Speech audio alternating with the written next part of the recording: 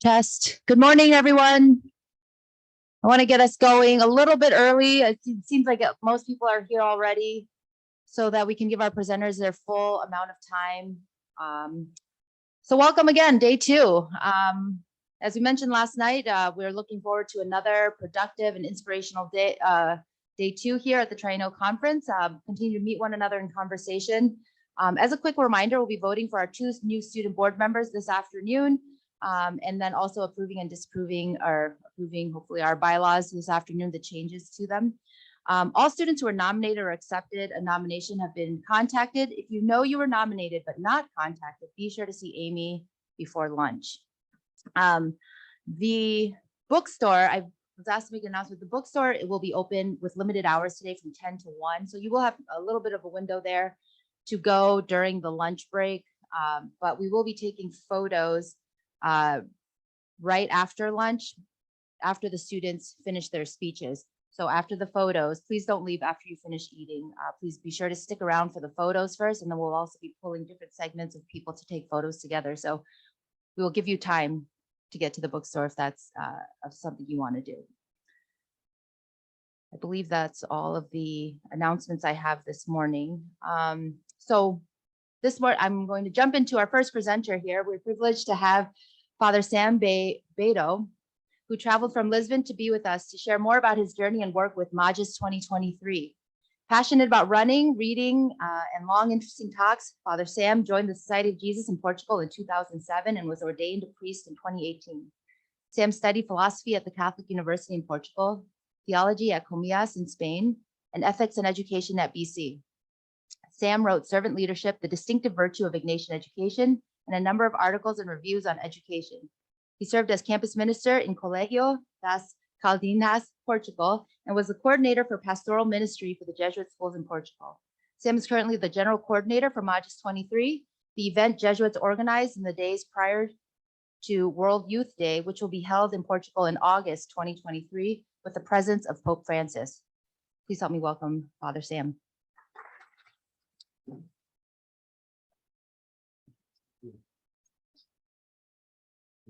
Yeah, great. Thank you so much for having me. I kind of feel like misplaced here. I graduated from 3 Jesuit universities. I've never invited for a single room, so well, but I'll do my best here. I'll be a heart member. So yeah, before we begin, let me ask you this, especially for all the students. Right now, what's your biggest worry about your future? Okay, you can write more than one. Now I'm a senior, or I'm finishing, or the work is coming there. What's my biggest worry?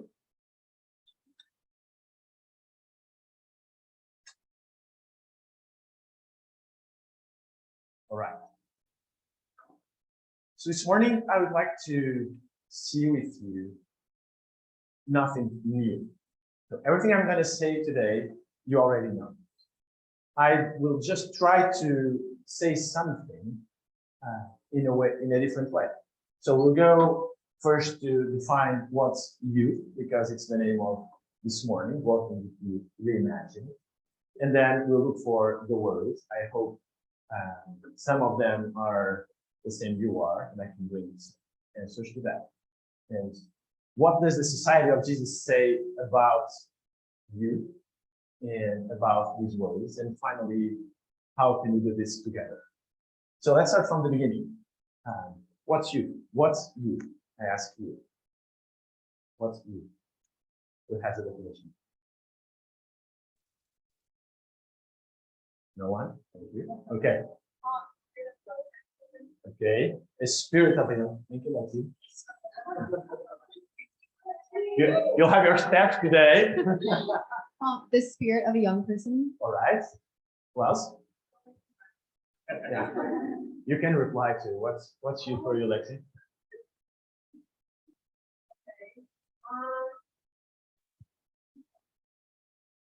I think it's more of a spirit than an age. Good. Okay. Good job. Yeah. So you don't have to walk too much. I think it's just having a sense of energy, having a sense of opportunities in front of you, just kind of knowing with like an optimistic lens that there's more in front of you and ahead of you. Perfect. Thank you. Last one here. Kind of building on that, I think for me, it means more time, more opportunities, and more passion to achieve something. Perfect. Thank you so much. So every time I don't know the answer to a question, I go to the site of the United Nations, and they say that youth there is no universally agreed international definition for it. But the age of the youth age is from 15 to 54. And of course, it's all this you said, more in spirit, and especially I feel young, but I'm not between those ages. So thank you for your answers. Close. But this was the first problem. So if youth is from 15 to 24 years old, what are we doing here talking about working with youth? Because no one here was barely. Who is under 24? Perfect. Okay. So, but the thing is, this is a huge range. So for the United Nations, you are in the same slot as your youngest brothers who are in high school. Obviously, this is a problem. How do we relate to someone who's 15 the same way we relate to someone who's 24? You know, we also have different worldviews and contexts. It's different to be 20 in the United States and to be 20 in Portugal. Different problems, different background. And if we want to have, and Danny talked about this yesterday, global networking, when we talk about young people, where are the young adults? Young adults are definitely not youth anymore, but they have their life ahead. So defining how to walk with youth means to put limits on this. The first thing I wanted to do is just to raise all these questions on how do we relate to this broad, broad level of people. So these are the problems.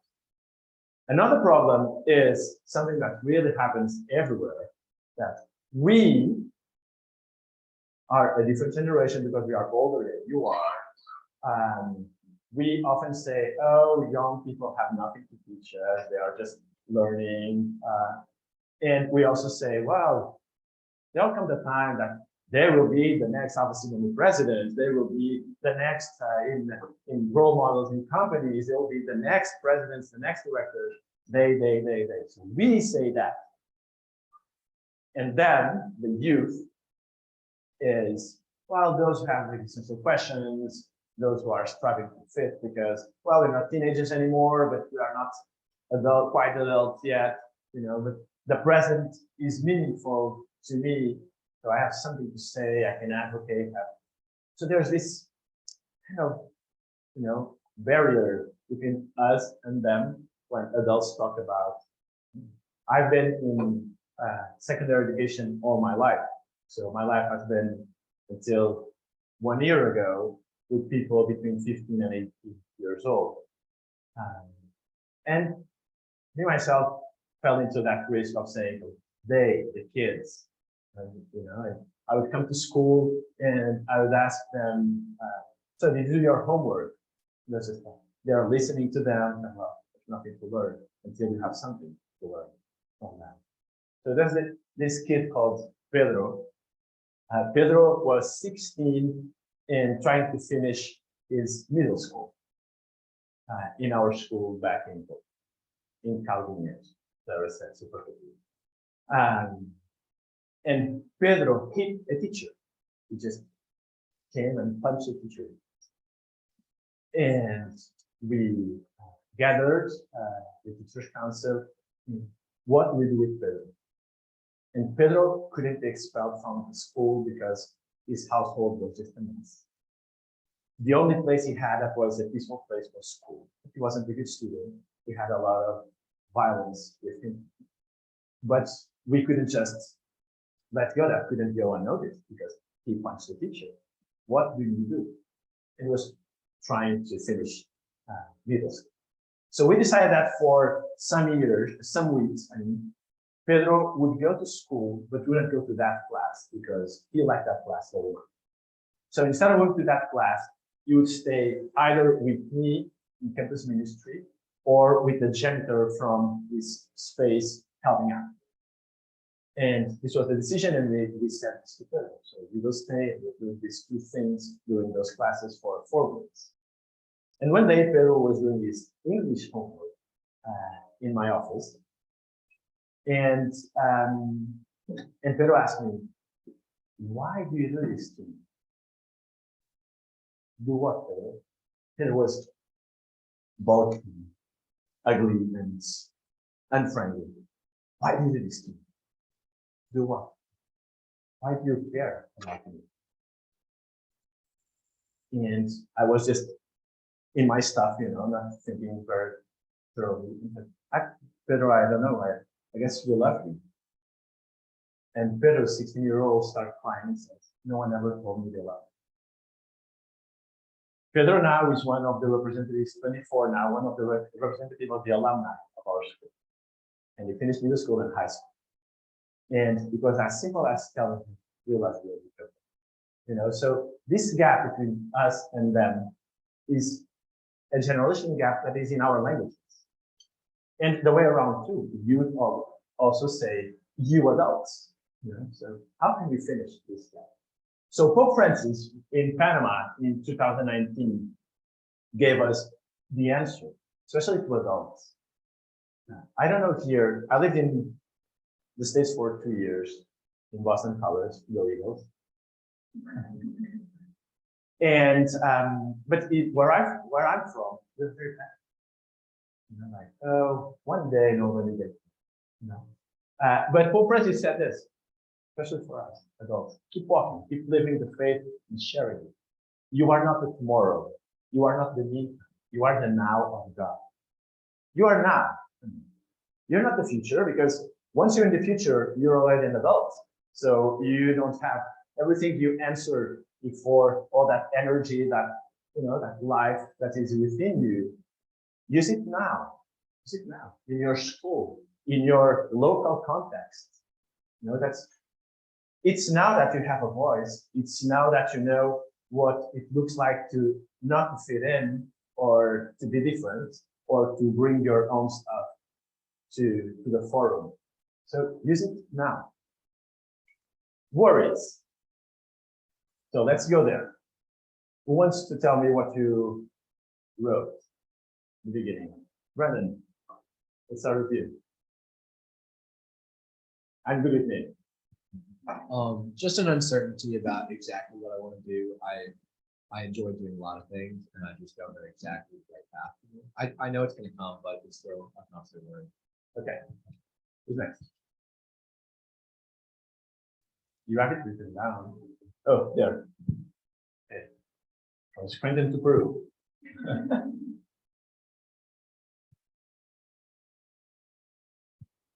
Okay, well, now that I'm a senior in high school and I'm finishing my degree, I wonder if I'm going to be happy in what I do. Responsibility, but I need to the way of everyone. Okay. So it's a fulfillment, future. Okay. Good. More. Who else? Here.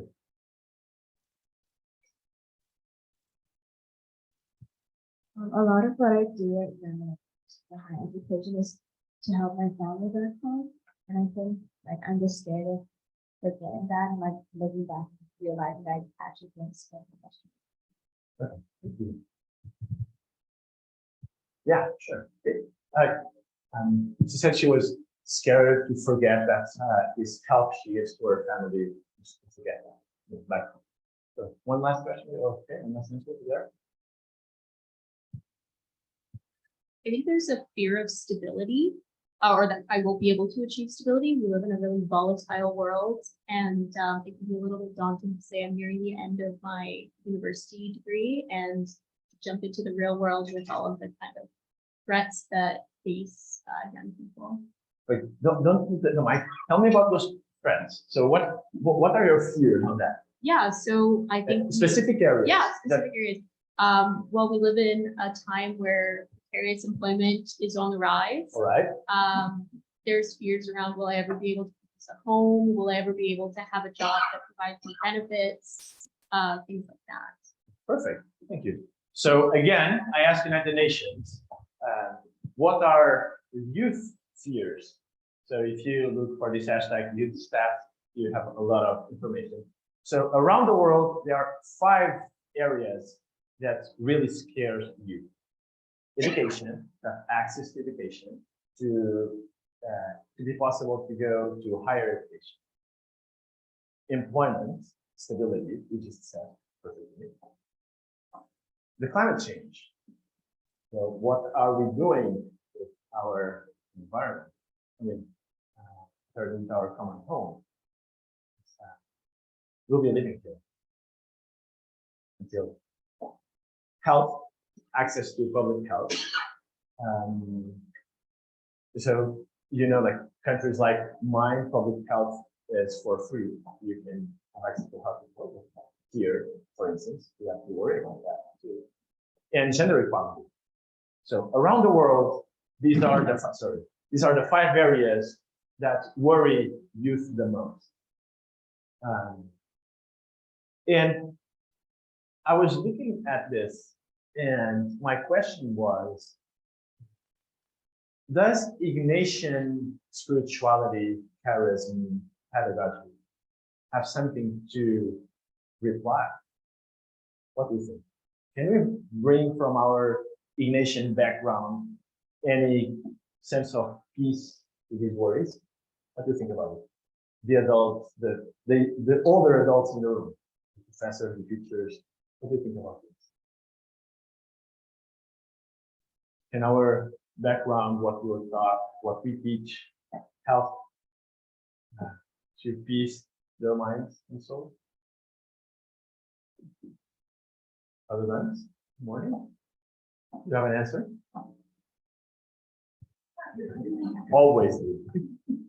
I do. I think that the practice of Ignatian spirituality puts people in touch with their heart's deepest desires, which is where God speaks to each one of us. And so tapping into that stillness, that animating spirit provides not only an orientation, but also an anchor to sort of negotiate the various obstacles we face in our daily lives.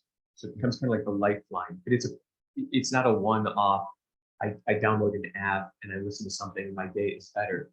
They're like physical exercise. It's an ongoing practice that creates sort of engagement and a disposition to go deeper and to find security and solace from an Ignatian standpoint, spirit. So I looked into what we teach and what we believe, and this way of being in the church as an Ignatian family. And I looked for the documents and looked what our last generals said. So the other generals are the CEOs of the Society of Jesus, you know, the big boss. So the one to whom some judges in the room said their final vows. I didn't yet. So. Well, delegating their position. You know, some of these priests here said once in their lives, I'm chaste and poor and obedient, plus especially obedient to Pope Francis, to the Pope to send me to wherever he wants to send me. It's the 4th vow we do. So, and in 2019, yesterday we saw this, and you know this, these universal apostolic preferences were set. But with this particular difference, that explicitly Father General said, this is not only for the Jesuits, but for the entire Ignatian family. Everyone who works or learns in a Jesuit school, everyone who works in a parish, everyone who belongs and feels a sense of belonging to an Ignatian community should somehow be attuned with this preference. I know you all know them. Can you say them out loud before I put the slide there? Who knows at least one of them? You know, yeah. Careful coming home, yep. Walking with you. Okay. So the first one is showing the way to God through discernment and the spiritual exercise. And this is clear. So Father Danny, you remember yesterday, showed us that graphic with the preferences. You remember that? There were very specific references back in the day, like the mission of China. And, for instance, it's very specific for Africa. And what we realize with this global network and the globalization is you cannot have preferences that somehow exclude others or have a sense of discrimination, even if it is a positive. What's the common ground? I was living in Boston when we were asked, so from your reality, what should be the apostolic preference of the society for the next 10 years? I was living in Boston in a community of 75 from all the continents in the world. It was a great community. And we did this exercise.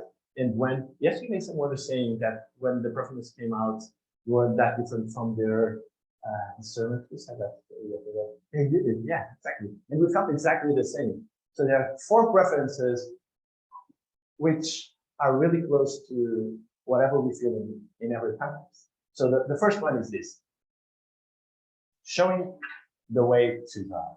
Lead people to God. Lead people to love. Lead people to what Jesus said and did. Through a specific way, discernment and the spiritual exercises. The spiritual exercises of St. Ignatius, it's a way of getting to know myself and getting to know Jesus, and from there go and serve others. So I'm from a very Catholic country. So in Portugal, like 120% of the people are Catholic. Even if they don't believe in God, they believe in the Virgin of Fatima. So it's also. But all the mindfulness and yoga and all the spiritual, not religious, is there too.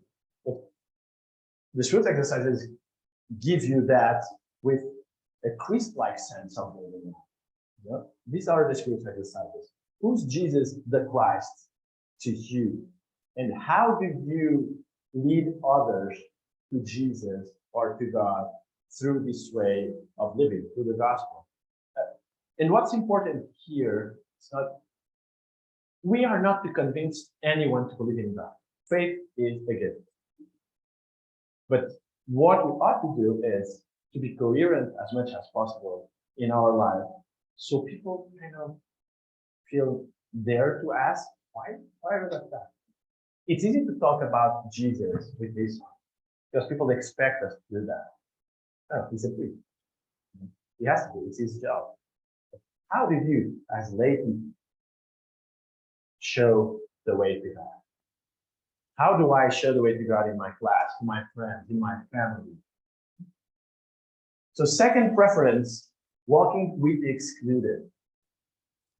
It's easy to talk about the excluded when we say migrants or refugee. But aren't excluded women in some places? Aren't excluded LGBT people in some places? Aren't excluded people who don't have good grades and can go to their first or second choice? Aren't excluded shy people because they can step forward?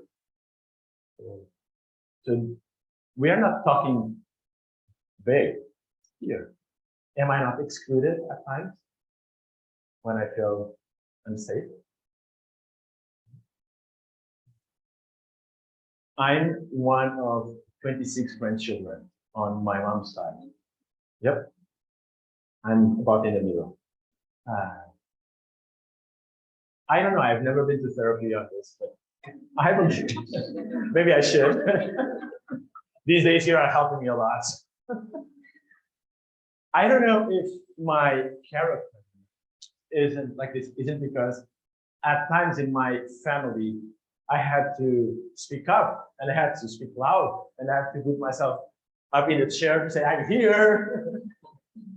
You know, luckily, I was never one of those who my grandma forgot to send lunch for school, you know, but some of my cousins were. You know, and when you open your mailbox and it's not there, oh, super that. You know? So exclusion is not only about those who are far away or those who, oh yeah, let's all crowd funds to help. And that's important and helpful and meaningful. And yesterday we saw how fast the aid to COVID in other countries was in Nepal was fast. Yeah, but Nepal is far.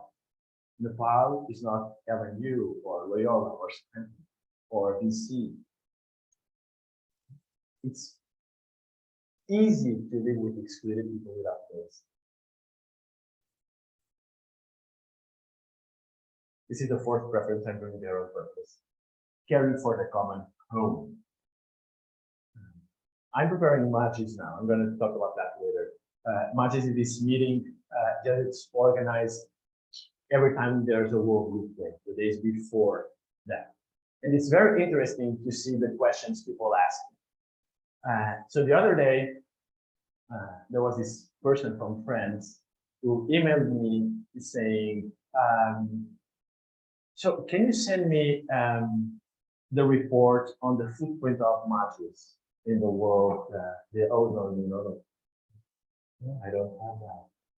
And then other question, how should we go from France to Portugal without using a plane because you know planes?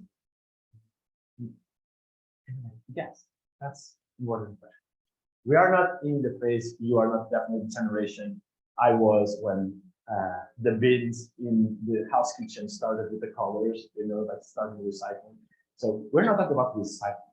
We're talking about a change of attitude in life. This is ecology. This is caring for the common home.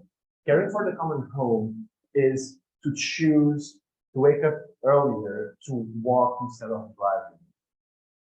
You know? And that's hard. That's tough.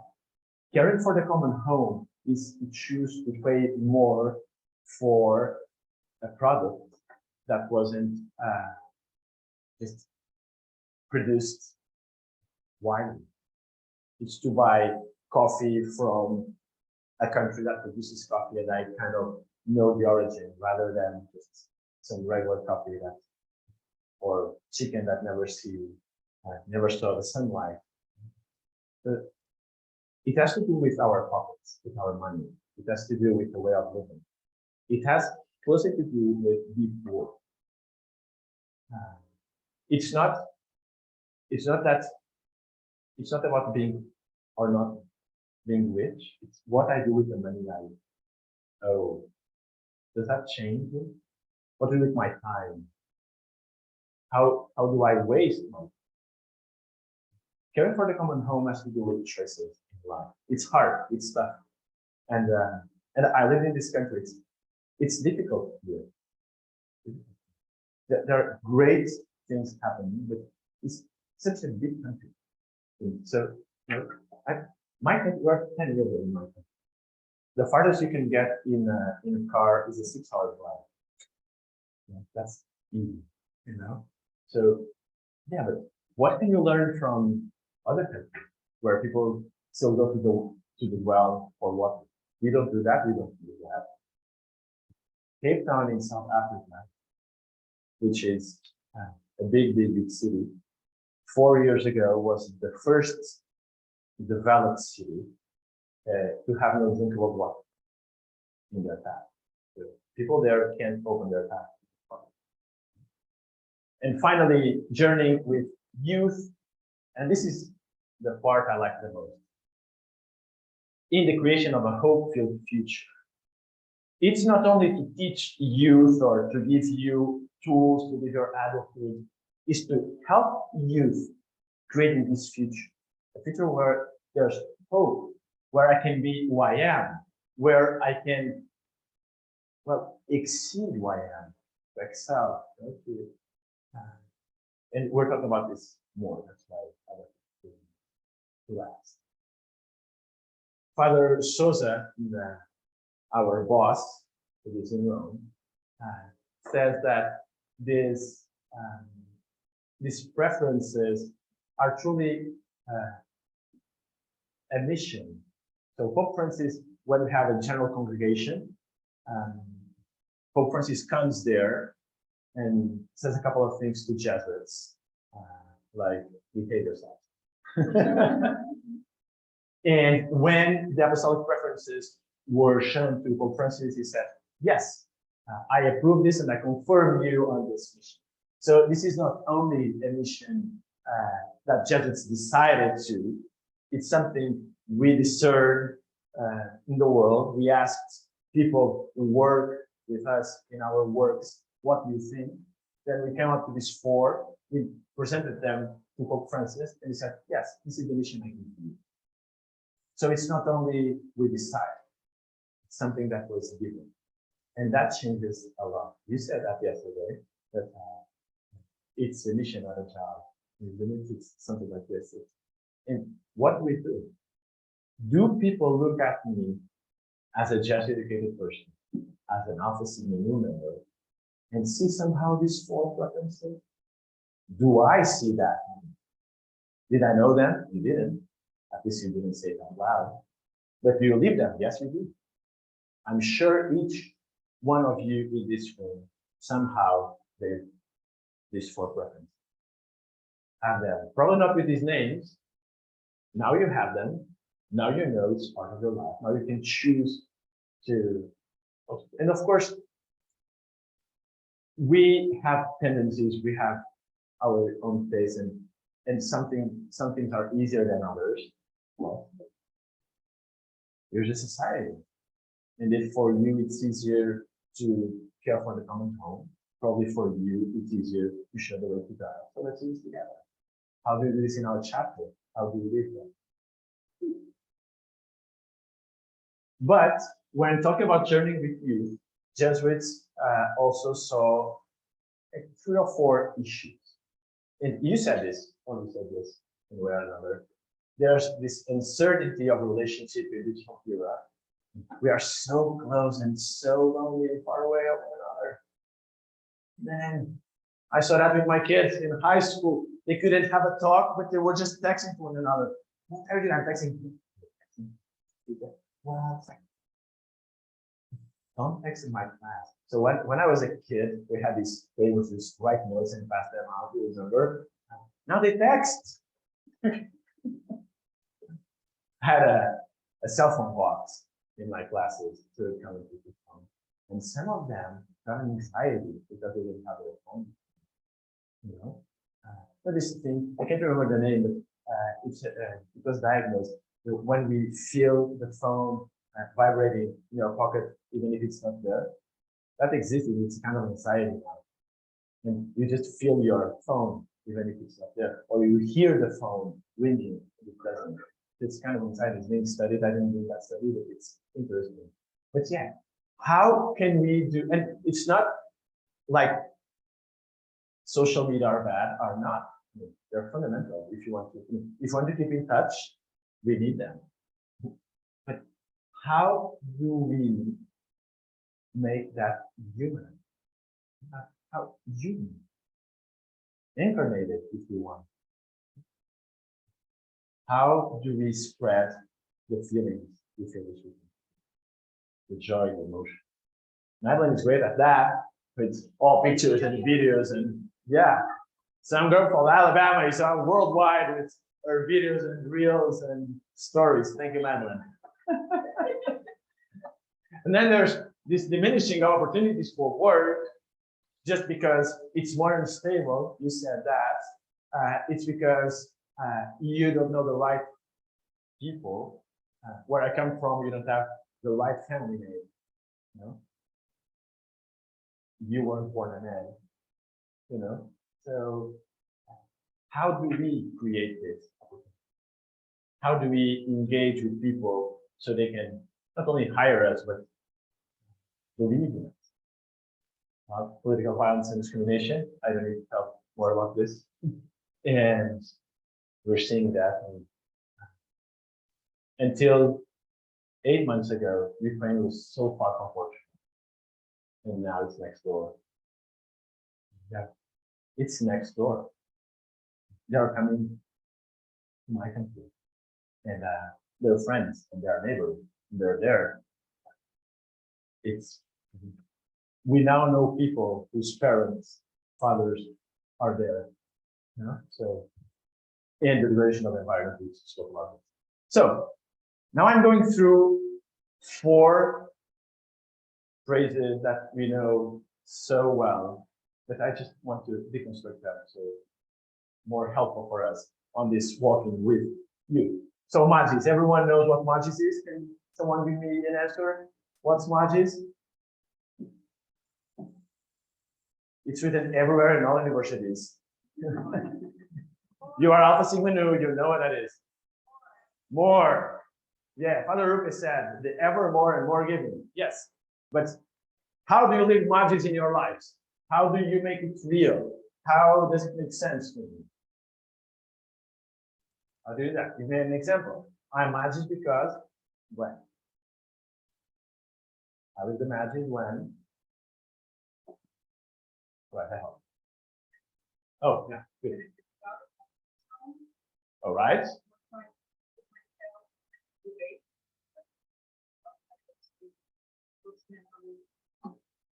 Perfect. Yes, that's exactly that.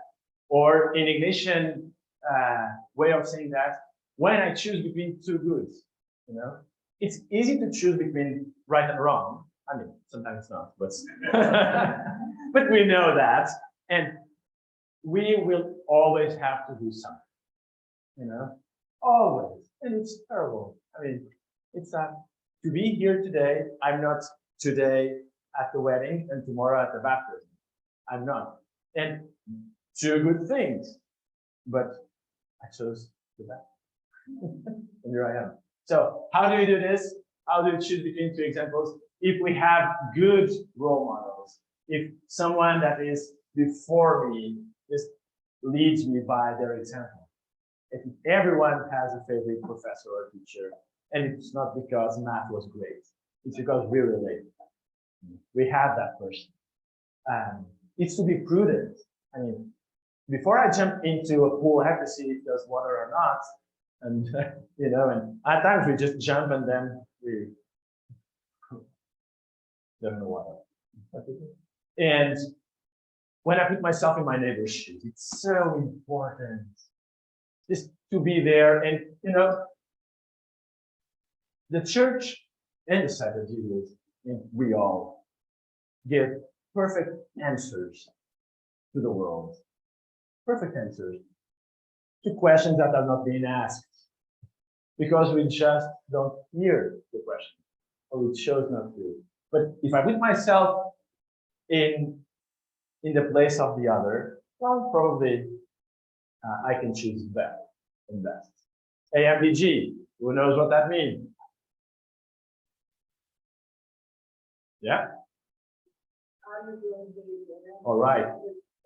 The great glory of God. Yeah, exactly that. Does that make any sense in our world? Yeah, I work for the great glory of God. Is that a company? AMDG, what's that?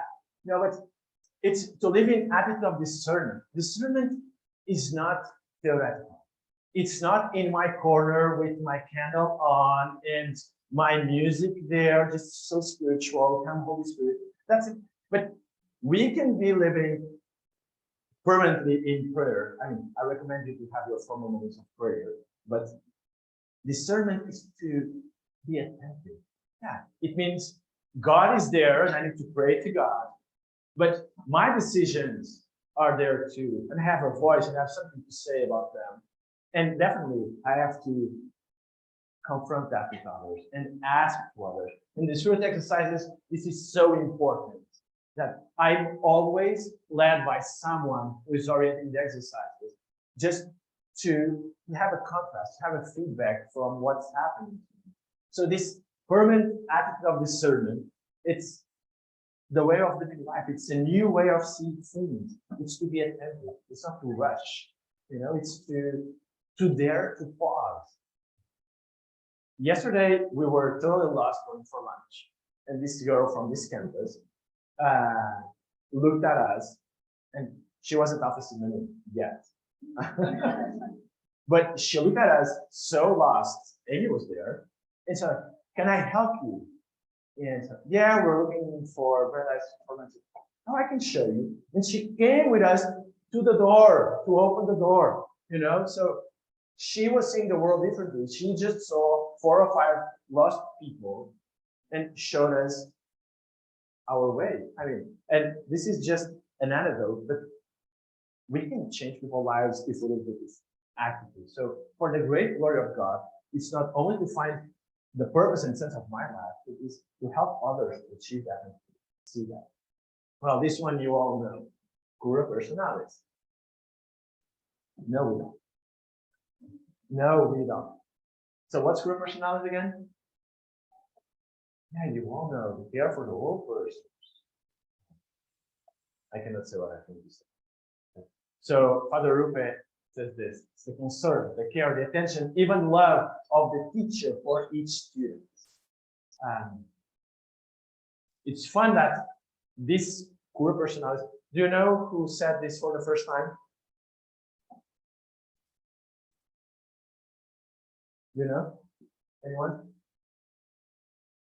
Well, the century. Okay, tell me the century. Other Jensens. That's 20th century. No. Century. If you don't know the person. So I give you a hint. It was 20th century. True. It was Father General Arupe. True. In a homily written by then President of St. Joseph, New Jersey. Yep. Who just said, well, and the homily was more or less like this. For 400 years, St. Ignatius is telling us about Kura personality. It's a lie. Never use that sentence or that expression at least. But it was in our way of living. I can give you the article where this is written. But we know what it means, to take care of a relationship, the whole person, to create an atmosphere of trust, the formation of the character, the responsibility to use freedom wisely. We know this. But how do we do this? How do we take care of each other, of one another? How do I say, instead of studying today, I'm going to hang out with you because we need my friendship and continuation? How do I let go?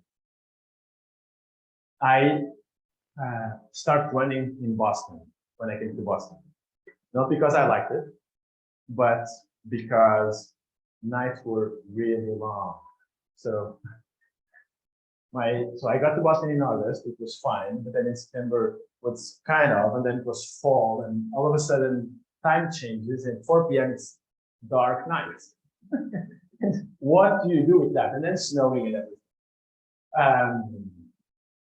And the nights were just long, and I had nothing to do, and we're having dinner at 6 p.m., which is the time for a snack where I'm from, and going to bed at 9:30 when it's time to think about dinner where I come from, and waking up at 5 a.m., which is when I'm coming out from the club in my country.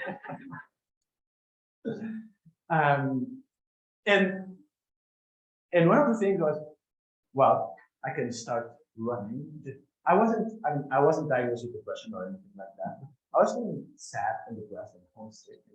I was far from all my comfort zones, and my English wasn't that good back then. Now it's perfect, as you can see. It's not. But anyway, you understand. And I was living in an international house, 75 other Jesuits, a lot of men in the same house.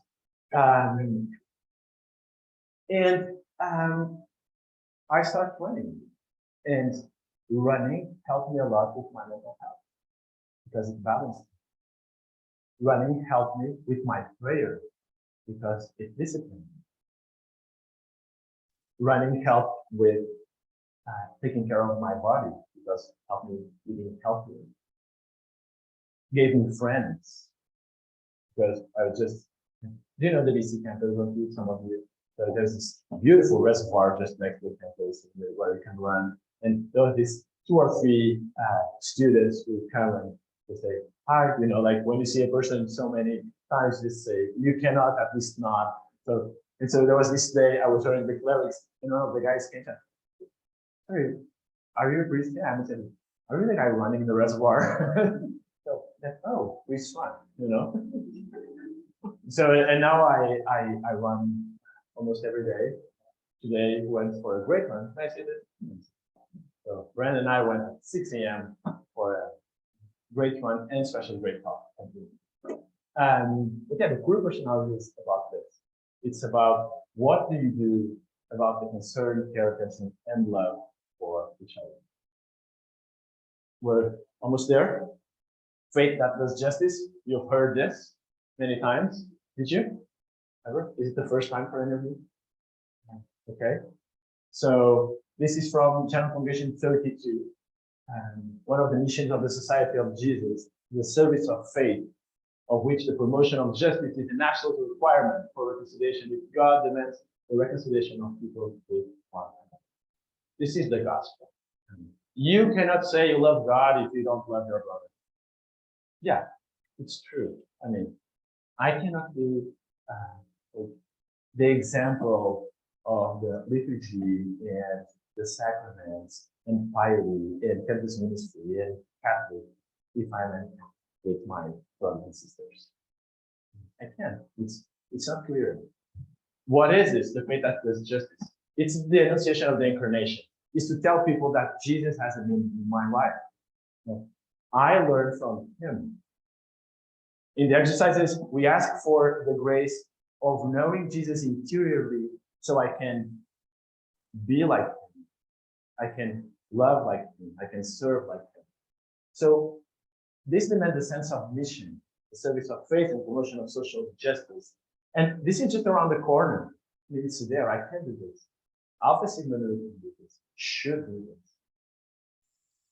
How do I create impact in my context? How do I live my life as a mission? My life is given. No one in this room chose to live. It was given. It's a gift. Doesn't matter who gave me life, who gave me birth. It's not a matter of the good or bad relationship with our parents. It's a matter of being in this world, in this country. This is something precious and sacred. And other people's lives are exactly the same. Sacred. So every time I don't do justice, I don't announce justice. Every time my faith, my relationship with God doesn't announce that, what's missing? That's why men and women for and with others. This one you all know. Okay. So I know this, I live this, I'm like this. So how do I put this to service? You know, in secondary education, some years ago, remember yesterday, Danny showed us like the colloquium, the seminary, and then remember. And in the last one, we came to these 4 C's, which are super important. That Ignatian human excellence, it's not about being bright or the best student. It's about being competent, conscient, compassionate, and committed. It's to be fully in. Have my heart on what I do. In our Jesuit life, at least the way I see it, I'm Jesuit for 15 years now. But it's exactly the same to me to be cleaning dishes or teaching in a classroom. It's exactly the same. I mean, it's the same making my bed every morning or speak up in a board. Because what matters is the reason I do that. Everything is a means. Alpha Sigma Nu is a means for something. being a Jesuit, I dare to say, is even being a priest. So, if we live like this, the Magis can lead us to the great glory of God, lead us to take care of one another, to speak up, to when we hear people saying we need to give voice to people who are unheard, we don't need to give them voice. They have that. We are just loud. We sometimes have to shut up. And that's why you are men and women for and with others. We cannot forget with others, and that leads us to much more. So I'm finishing this here. There's so many ways we can do this and we can live this. I'm going to tell you mine. So, which is the easiest and the funniest of all. I'm sorry to say that, but I'm not a teacher anymore, at least for the next year. So the thing is, we have to talk about the we and not about us and them. And the way Jesuits do this, one of the ways, and the way that was assigned to me is to prepare Magis in Portugal. So now a little advertisement here, but I'm going to tell you about this just briefly. So Magis is this event just organized every time there's a worldview. So I was living in Boston, and my provincial back then called me. So my provincial, the one back then, is a very disciplined guy who will never call me without announcing first, by email or texting, or we could talk, especially with the time zone, is this a good time for you? And he was calling me. What did I do wrong? Did he find out? Oops. And he called me and said, Sam, hi, how are you doing? So, scared now you're calling me. Yeah, what's happening? Well, I'm here with my consultants. Did you hear Pope Francis in Panama? Yeah, worldview in Portugal. Did you hear that? I did. And I was saying the tsunami coming in other ways. Yeah, sure. So we're thinking that you could be a good person to organize this. What do you think about it? Can I think about it? Well, actually, 5 of you who know me very well said my name in possibilities. So I'll say yes, and then we'll see how. So Magis will be in Portugal next summer. We chose this name, Creating a Hopeful Future. Well, you heard this morning. So it's from the preferences. You don't need to create a lot of other things if it's there and if it is given. So we really want to create a hopeful future, or at least help creating this hopeful future. We are waiting for more than 2,000 people from 18 to 30 years old from all the countries where Jesuits are in the world. So we're talking around 3,000 now. The numbers are growing from more than 100 countries for 10 days. 10 days of celebrating, of speaking the same language, the same Ignatian language, to be together, to share, to pray, to celebrate. It's wonderful. I mean, young people, youth, young adults, you're immortal. The future is everything. And the worst thing that happened to me is turning 40, because now I have to behave a lot. And I'm seeing, like, I run slowly and I get tired. Yeah, but you have this commitment to the world, and you are those who can really bring this peace and joy and justice, and do that fully and energize and motivate others for that and galvanize others for that. So this will happen for 10 days. I'm going to give you just a little hint of the program. So the first 2 days, we're following Ignatius' life, so just because we don't want to invent the wheel, so Ignatius helped us a lot, and it's always new. It's always new. So you'll be coming there. Well, it's a big you, but the pilgrims will come there. The first 2 days are welcoming days. We will all be in the same village. It's a campus, high school campus. that will be turned into a village where we will have exhibitions, concerts, prayers, conferences, formation, and we'll go and we'll meet each other, one another, and then we'll have 6 days of experiments in Portugal and Spain. So there'll be around 100 experiments where people are gathering in groups of 20 from different nationalities in local communities to know what's happening there. I'm going to talk about this later. And finally, we're back on the last 2 days for the Festival of Nations, where each culture can show the best of them by performance and arts. And Father General Arturo Stosso is coming for the 74th Mass on St. Ignatius Day. And then from there, we go to the World Youth Day, and we want to be like an Ignatian cluster to be part of the church and make this feeling. So this is the 10 days there. Those experiments, you can choose from 5 of them. So basically, when you register, you say, well, I feel more into this or that. And we have a lot of different experiments on ecology, spirituality, art and culture, privilege, solidarity, and you can be able to choose one of those. And the great thing about it is you'll be there with other 19 people around your age from different countries with different cultures and backgrounds. That's really awesome. So we're finishing. And actually, we can do something here before we finish. Take our phones off. Go to your Instagram and start following Magista.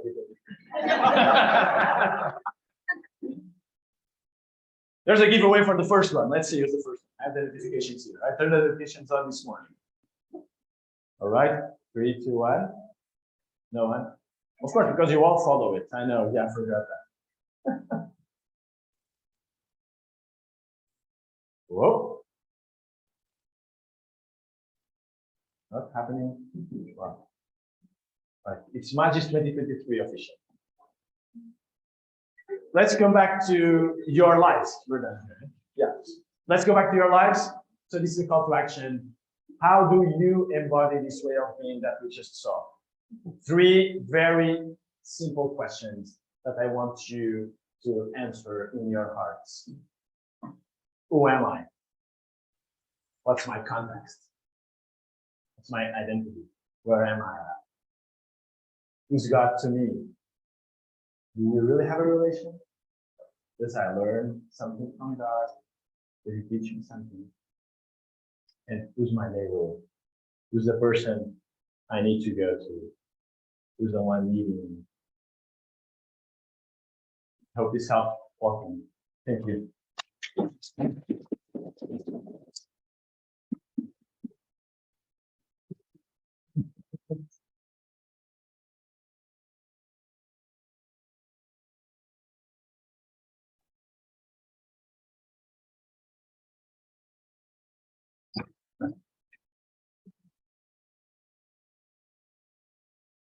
Thank you, Father Sam. And he already told me he's inviting anybody who wants to run tomorrow at 6 a.m. again. You can run to Iowa is his route. So you're open to that 6 miles away. He'll be waiting at 6 a.m. if anybody's interested, but talk to him first because he will sleep also.